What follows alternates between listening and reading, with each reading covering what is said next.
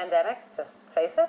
I think the first thing we need to do is to put this whole story in some proper perspective. About 200,000 people die in Canada every year. In a typical year, about 4,000 people die of seasonal influenza. By the time all the dust has settled on H1N1, somewhere between 200 and 300 people will have died in this country.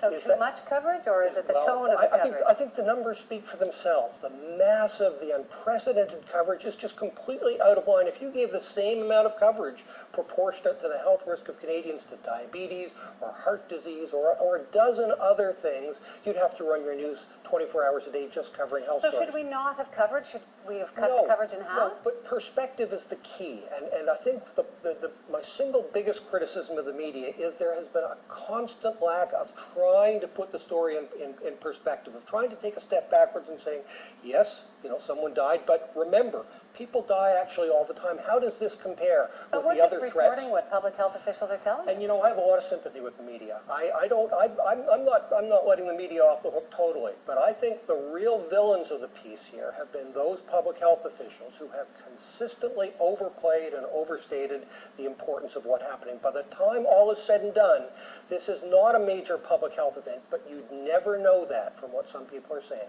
What do you think of that?